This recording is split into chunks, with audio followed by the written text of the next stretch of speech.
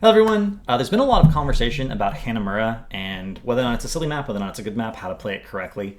And I'm here to tell you that there's a way to play Hanamura that is probably optimal, it is very difficult to play against, and I haven't seen anyone else doing it. So we're gonna do a quick little video about it. This is a replay from a game I played with just some friends last night. We were in a 5-stack, so we got pretty much the draft we wanted. The enemy team got a really wonky draft. I have 100% memory of this. I played it against good teams. I played it against bad teams. I played it against an all Grand Master team in an unranked draft. Have not lost with it in a 5-stack when it was a draft environment. We lost with it in quick match once because we didn't have a siege comp. So the critical component to understand about Hanamura is, and even in most maps in general, is that experience matters more than anything in many ways. And optimizing your experience gain is critical to the overall strategy of Heroes of the Storm, and normally that means you have to be in lanes and soaking them. Hanamura, on 2-lane maps, you're missing a lane of soak, you're missing 50% of the soak. That's pretty bad. It's pretty bad. But the thing about structures is that their experience doesn't scale over time, whereas the experience for minion waves does. So you're going to end up a little bit behind, assuming all the lanes are soaked, but not necessarily very behind. We don't play this correctly, necessarily. But the critical part here is we have double support, so we never have to back, and we have a siege hero. We actually have 2 siege heroes, because we have a Nubrak with his beetles. They absorb shots from the towers, and obviously we have the Sylvanas. So we have the double support, we have sustain for our Sonya, and we're just here as 5. We're going to push this lane as 5, and they're here as 5 as well, so we actually weren't expecting that. In a lot of cases, people are obviously just pushing bottom. We've had games where one person stays bottom, and you can just push as 5 into 4-man. And Sonya even dies here. We have a lot of mistakes early game. This is not an optimal replay, by the way. We make a lot of mistakes this game, and it's still ridiculous. You guys will see it. We're gonna fast forward a little bit. So we pressure in. We have Valeera just on our Brightwing. We can't quite save her. Fast forward, we back up, we tap, we continue to push. Medivh actually goes bottom and finally catches this soak. So we do have the off lane finally being soaked. They're ahead in experience, they're ahead in kills. Everything is just going well in their favor. And we get a little bit better about focusing on the Valeera, making sure that peel happens. We have the sustain. We're going to pick up a lot of cool tools here at level 7. So we're just trying to push in. And here's the thing.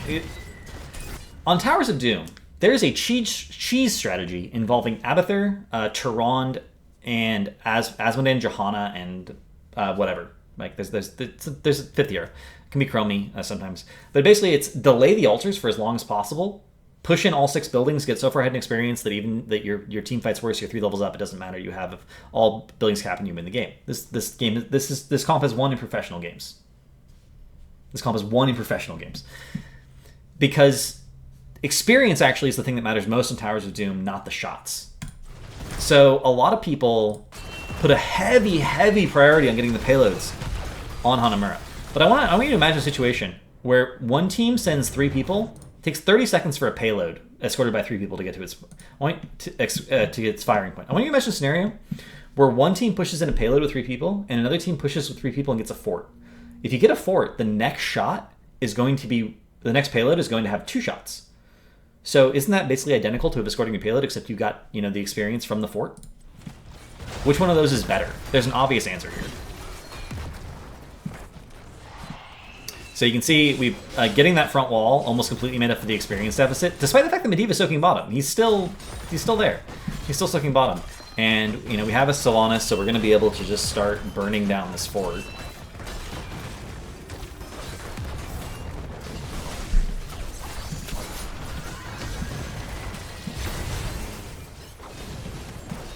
And they, collapse on us as 5, so we start backing up. We're gonna be fine. The fort ends up going down, and now we're ahead. Now we are magically ahead in experience. Are keeps worth going for? Oh, just wait. Just wait. And this fight goes on absolutely forever. Right, we get the kill on the Kharazim. They have Zarya, they have Medivh, but they don't have the level of sustain that we do, and they can't outpush us. We're actually a little upset during this draft. This Zarya was first picked. Zarya is one of the best heroes for doing this. because of the lack of mana and the sheer amount of siege damage she does when at high energy. And if you're always pushing and you always have the sustain, the shields just help so much. So we're out of mana. We back up. I think I might actually die here because I'm greedy in Hearth and Lane. And maybe that comes later. I don't know. Again, this is not an optimally played game. And here's the second part of this. We have Bribe. We have a hero that has Bribe. Brightwing is arguably the most busted hero on this map because you want double support no matter what. If you're on Hanamura and you don't draft double support, there's probably a problem with your draft. Double support is more broken on Hanamura than on any other map. Because every moment you don't have to back is a moment you could be pushing and getting ahead. And that doesn't necessarily apply to other maps because the lanes are longer, or the objective is more powerful, gives you experience directly, the team fighting can matter more, there's all sorts of scenarios. But we also have Sonya. So Sonya is regularly, every time we back up, just going and grabbing this camp. And then every time we back up, we have Brightwing grabbing a camp. Brightwing bribed their support camp. And I want you to look at Brightwing's XP contribution. We've been as a 5-stack. We've been as a 5-stack, which means that outside of deaths, everyone should have exactly the same amount of experience, unless someone backed in knocker time. Look at this XP number. It's almost double. It's almost double. Notice that it's almost even with Medivh, but it's actually a little bit ahead. If you have a hero that has Bribe, you can push as 5, stay ahead and stay even or ahead in experience because of building XP, even if you're missing Soak in the other lane. And any deficit that starts to exist immediately goes away the moment you bribe a support camp and the moment you grab one of the other camps on Hanamura. Hanamura's camps, if done on cooldown, are actually more than a third lane of experience would be. So by not having someone who can quickly do camps and not prioritizing the camps, you're essentially leaving, imagine a 3-lane map, you're essentially leaving a lane unsoaked. That's what you're doing.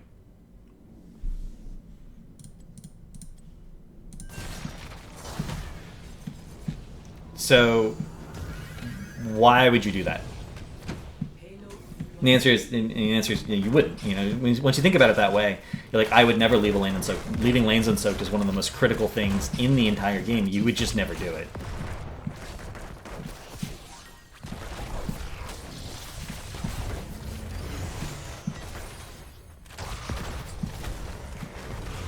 So we get the pick on the Zarya here. Zarya was a little bit alone. Nova's doing her best to soak bottom because, again, the team we're playing against is having the conventional response, especially since they have a team fight conflict. They don't have a siege potential. They have to kill people. While they're pushing, we need to deal with them. But you don't win. So a little bit of an acceleration here. We get the wall. We continue to push in. I think we actually lose this fight. Bear in mind that the support item from the support camp is percent based. So not only do we have 2 supports, we regularly have this item that actually heals everyone in our team for a massive amount of health. So for every actual fight, we essentially have 3 supports. This is straight up like a 6v5 because of the item that Brightwing has. We already got used, but look how low we are, and we're still actually fine. We go for the re-engage here. Nice cleanse on the Sylvanas there. We are going to try and focus the Zarya down here. Do get her with the Slam Splash. Nicely done. And we're going to get another kill there. And they're just trying so hard to get the kill. They do eventually get the pick onto the Brightwing there. But it is unfortunate because we are going to lose the Bribe stack. And we get the disengage. We decide we're out of mana. We're out of health. And here's that was it. That's where I hearthed in lane when I should have just backed up. So cool. You know, we're ahead in experience. We're not playing optimally. It's 4 kills to 5. We could have been playing better this entire time. We've had actually some mistimed heals on the stuns, which with Guardian of Kings actually matters quite a bit. But we see Sonya. Sonya just grabbing the camp, getting that experience. Right? I mean, Sonya had the least amount of experience contributed before. Now look at Brightwing. It's still 1,500 ahead of everyone else. It's so insane. And the enemy team is escorting the payload. This does absolutely nothing for them. Escorting this payload does nothing. It doesn't give them any experience. It doesn't change, the deficiency that they have. So we push in. We actually, the only reason we escort ours in, only reason we escort ours in at all is because we saw the Zarya top. So we knew it'd be free, but also they contested. As long as they were fighting us, we were happy to fight them because we wanted to accelerate the game to 10. Looks like there was a DC on the enemy team, not a big surprise there. And then we just continue to push. We're going to have 10 here in a moment, right? So now we have... I really wanted to get this keep top, but we decided that it wasn't worth it, especially because the camps were available bottom. So we wanted to accelerate the game to 10, and the fort is just a little bit easier to get. So we get the fort. Now we have 10, so we're like, okay, well, this is ours now. We get the pick there with the cocoon, we push in, we get the top keep. We make sure we kill the tower so that the sapper stick in camp. If you kill a keep, every other wave will then spawn a sapper, and if the sapper, instead of a catapult, and if the sapper gets to this demarcation line, it counts as a shot for the core. Right? So we've escorted one payload in, and we've put 2 shots on their core. And in place of getting 1 payload, we've put ourselves in a situation where our next payload is going to be 3 shots. So we held off on getting 1 payload to get 3 shots. It's pretty good. So that's another reason that these push comps are so incredibly effective, because if you push in and you put the enemy team in a situation where they have to be defending. So now we go and get the other keep, right? They have to deal with this lane. We go get this keep. We make sure all the things are gone. We actually, here, we're messing about. We're fighting here. We actually see the sapper coming in, and we decide to stay. We force the fight here. We're just waiting. Sapper. And that's a shot. They're now at 4. For anyone who's counted, we've escorted 1 payload in. 1.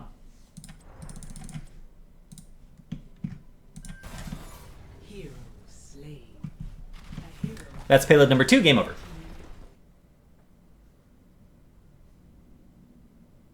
Individual payloads do not matter on Hanamura. Push matters, sustain matters, siege matters. That's it. Those are the things that matter on Hanamura. You're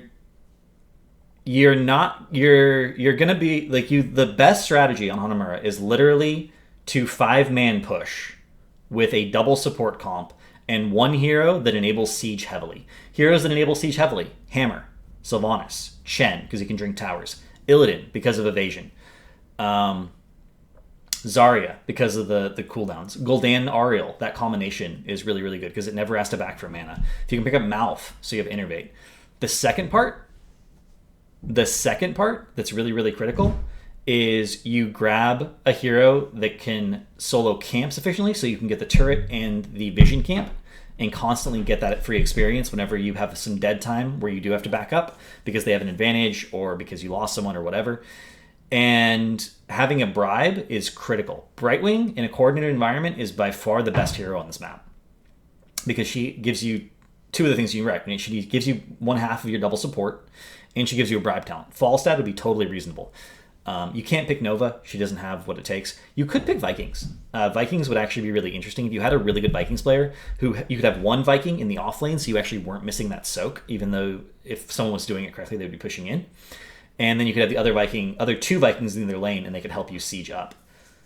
Right? You'd probably put Balog in the bottom lane for the wave clear, and then you would have Olaf for the zoning, and you'd have Eric for the poke, because he does have increased attack range. But these are the heroes. That's the comp, right? That's the idea.